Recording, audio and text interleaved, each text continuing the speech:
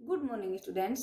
आज हम समय की सुरंग पाठ का अध्ययन करेंगे, लेकिन आगे बढ़ने से पहले हमने जो कल पढ़ा था उसका दोहरान करेंगे। पाठ 12 समय की सुरंग।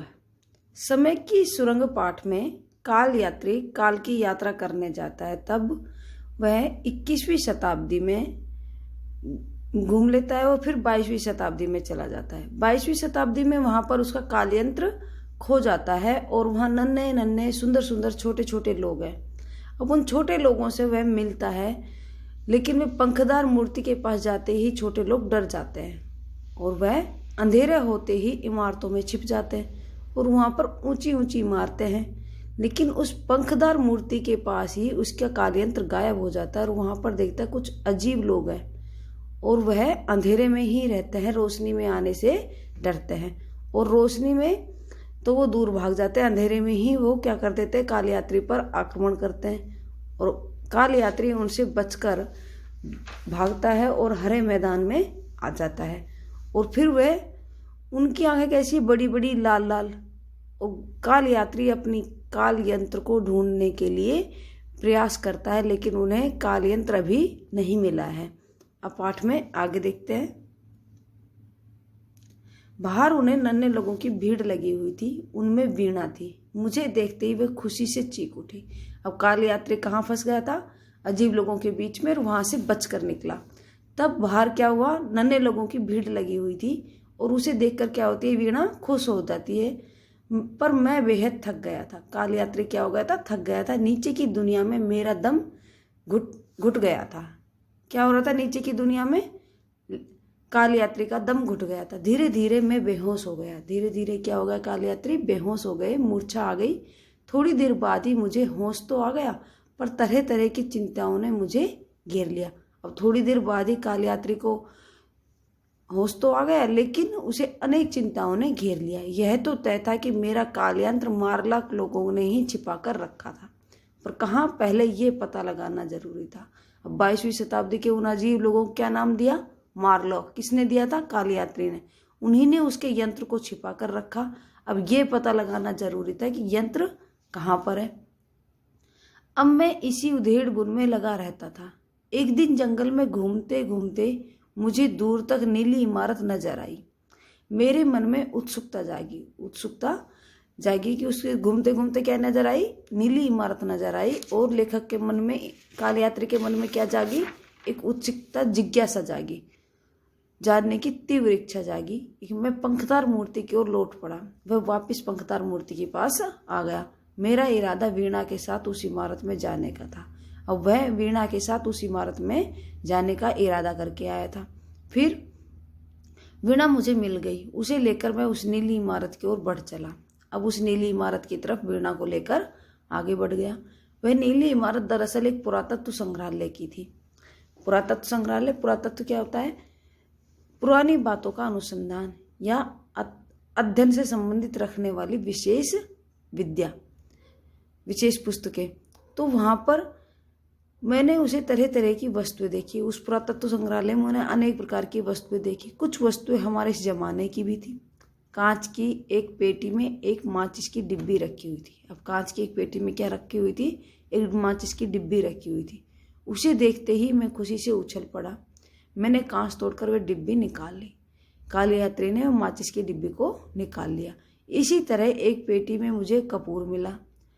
अब मैं मारलोक लोगों से संघर्ष के लिए तैयार था। अब काल यात्री मारलोक से संघर्ष करने के लिए क्या हो गया? लड़ाई करने के लिए तैयार हो गया। फिर एक स्थान पर मुझे लोहे का एक डंडा दिखाई दिया। उसे उठाते ही मुझ में दुगनी शक्ति आ गई। वीणा मेरी सारी कार्रवाई ध्यान से देख रही थी। एक डंडा मिला और उसे उठाते ही काल यात्री में क्या आ गई? दुगनी शक्ति आ गई। वीणा सारी कार्यवाही को, जो भी वह कार्य कर रहा था, उसको किससे देख रही थी? बहुत ध्यान से देख रही थी। मैं उसे लेकर इमारत के बाहर निकल आया। शाम ढलने लगी थी, अंधकार छाता जा रहा था और उसी के साथ साथ वीणा भय से पीली पड़ती जा रही थी। अब वीणा को डर लग रहा था कि अब अंधकार हो गया। नन्हे सुंदर लोग किससे डरते थे? अंधेरे से डरते थे। वो अंधेरा होते ही कहाँ छिप जाते? इमारतों में छिप जाते थे। अब वीणा भी डर रही थी, पर मैं निश्चिंत था। काल यात्री नहीं डर रहा था, वह निश्चिंत था। मैं उसे साहस भी बंधा रहा था। अब वीणा को वह क्या बता रहा था, साहस, हिम्मत दे रहा था। लेकिन मैं जल्दी से जल्दी खंडर पंखदार मूर्ति के पास पहुंचना चाहता था। अब वह जल्दी से जल्दी पंखदार मूर्ति के पास पहुंचना चाहता था। मुझे विश्वास हो गया था मेरा कालयंत्र उसी के नीचे छिपा कर रखा गया है। अब कालयात्री को विश्वास हो गया था कि मेरा कालयंत्र उसी के नीचे छिपा कर रखा गया है। रात में मैंने घास इकट्ठी कर ली, एक मसाल सी बना ली, फिर सूखी घास में आग लगा दी। फिर जो सूखी घास थी उसमें क्या लगा दी, आग लगा दी। आग देखकर वीणा प्रसन्नता से ताली बजाने लगी। आग को देखकर वीणा क्या कर रही है, प्रसन्नता से ताली बजाने लगी। मैं आगे बढ़ चला। सहसा अचानक अंधकार में मारलोक लोगों ने मुझे घेर लिया। अब जैसे ही अंधेरा हुआ, मारलोक लोगों ने कालयात्री को घेर लिया। उन्हें पास आकर वीणा भय के बेहोश हो गई। वीणा डर के मारे क्या हो गई, बेहोश हो गई। जैसे ही मारलोक लोगों ने घेरा, उसे मैंने कंधे पर उठाया और लोहे का डंडा घुमाता आगे बढ़ने लगा। अब वीणा को तो कालयात्री ने कंधे पर उठा लिया और डंडे को घुमाते हुए आगे आने लगा। अवसर पाकर मैंने माचिस की तिल्ली भी जला दी। जैसे ही उन्हें अवसर मिला, माचिस की तिल्ली जला दी। उसकी रोशनी देखते ही मारलोक भाग खड़े हुए। जैसे ही माचिस की तिल्ली की रोशनी हुई, वह सभी भाग खड़े हुए। उसकी रोशनी देखते ही मारलोक क्या करते, रोशनी देखते भाग जाते। जैसे ही तिल्ली को बुझते ही वे मुझ पर टूट पड़े। अनेक लोग मुझसे लिपट गए। वे मेरे बाल पकड़ मुझे खींचने की कोशिश करने लगे, पर मैंने, अब जैसे ही रोशनी बुझती वैसे ही सभी लोग उस पर टूट पड़ते, और जैसे ही रोशनी जलती तो सभी लोग दूर भाग जाते और बाल पकड़कर खींचने की कोशिश करने लगे अनेक लोग। पूरी शक्ति से उन पर हमला जारी रखा। वे डरकर भागते, लेकिन अगले फिर आ धमकते। उन्होंने भी पूरी शक्ति लगा, किसने, कालयात्री ने भी पूरी शक्ति लगाकर क्या करा, हमला जारी रखा। लेकिन जैसे ही रोशनी होती वे डरकर भाग जाते, लेकिन अगले पल फिर आ जाते दोबारा।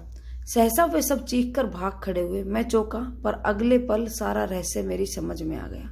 सहसा अचानक वह सभी चीख कर भाग खड़े हुए। मैं चौंका, आश्चर्यचकित हुआ। कौन, कालयात्री। पर अगले पल सारा रहस्य उसकी समझ में आ गया। जंगल में आग लग गई थी, उसके प्रकाश के कारण ही वे भाग रहे थे। अब जंगल में क्या लग गई थी, आग लग गई थी, उसी के प्रकाश के कारण वे भाग रहे थे।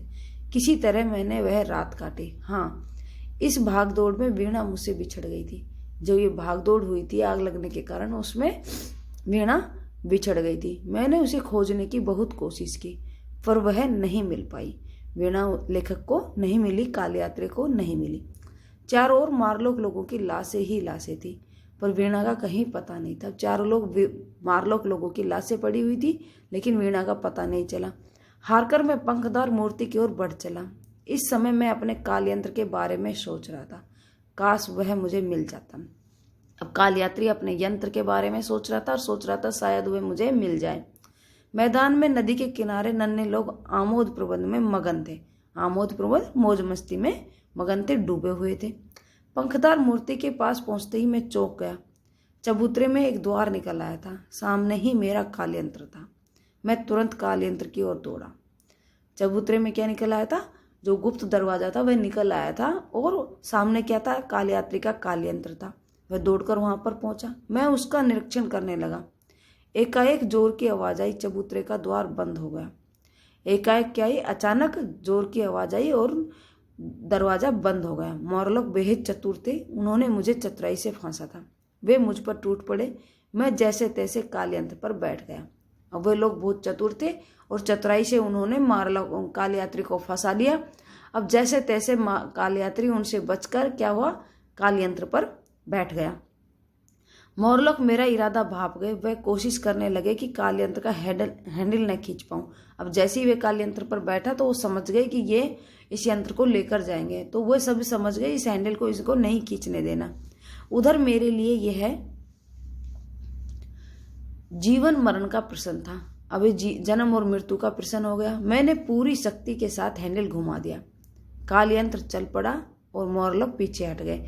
जैसे ही उसने कालयात्री ने अपनी पूरी शक्ति लगाकर क्या घुमा दिया, हैंडल को घुमा दिया, और कालयंत्र चल पड़ा और मारलोक पीछे हट गए। फिर वही हुआ, घड़ी की सुइयां अब पीछे की ओर घूमने लगी।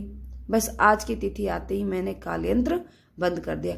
वह एकदम 21वीं सदी से 22वीं सदी में चला गया था। फिर जैसे काल यंत्र का हैंडल घुमाया तो वह घूमने लगी सुइयां, तो उन्होंने जैसे ही आज की तिथि आई तो काल यंत्र को बंद कर दिया और अब मैं तुम सबके सामने हूँ। फिर काल यात्री ने बताया अपने दोस्तों से कि मैं अब आपके सामने हूँ।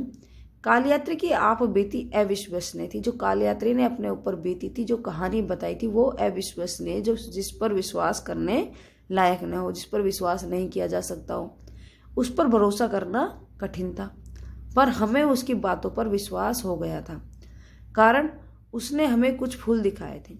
ऐसे फूल हमने अपनी जिंदगी में कभी नहीं देखे थे। अब उस पर विश्वास नहीं किया जा रहा था, वह ऐसी विश्वसनीय थी, लेकिन उसने क्या दिखाए, वहाँ 22वीं सदी के फूल दिखाए और ऐसे फूल हमने जिंदगी में नहीं देखे थे। उन फूलों की सुगंध भी विचित्र थी और उन फूलों की सुगंध भी कैसी थी, अजीब थी। कालयात्री ने बताया कि ये फूल उसे वीणा ने दिए।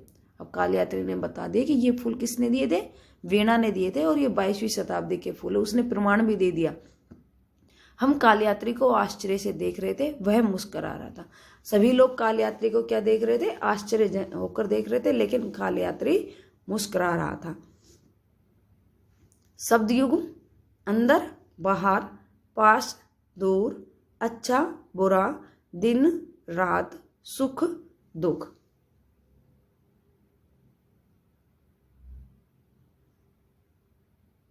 Thank you class.